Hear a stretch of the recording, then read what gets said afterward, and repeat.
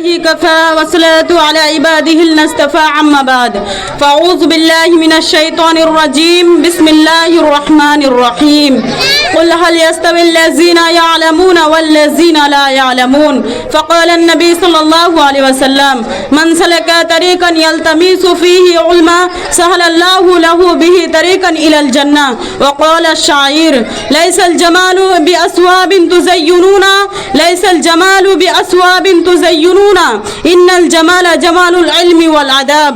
শরদীয় সুযোগ্য এই বাৎসরিক প্রতিযোগিতায়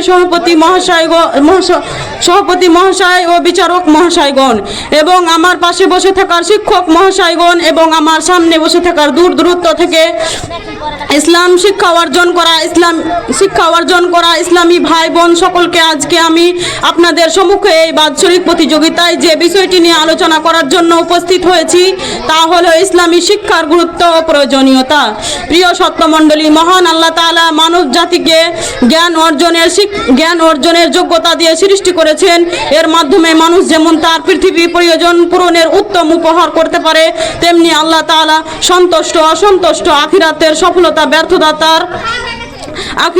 সফলতা ব্যর্থতার এর জন্য সর্বপ্রথম ওহী নাজিলের মাধ্যমে পড়া নির্দেশ দিয়েছিলেন। আল্লাহ তাআলা বলেন, ইকরা বিসমি রাব্বিকাল্লাযী খলাক খলাকাল ইনসানা মিন আলাক। পড়ো তোমার প্রতিপালকের নামে যিনি সৃষ্টি করেছেন মানুষকে জমট রক্ত থেকে। আল্লাহ তাআলা তার রাসূল সাল্লাল্লাহু আলাইহি সাল্লামকে অসীম জ্ঞান শিক্ষার অধিকারী করেছিলেন এবং সেই শিক্ষার মাধ্যমে মানুষ জাতিকে জাহিলিয়াতের অন্ধকার ও বর্বরতা থেকে সঠিক পথের দিশা দিয়েছিলেন। সুতরাং আমাদের সমাজ ও দেশ থেকে অন্যায় অপকর্ম দূর করতে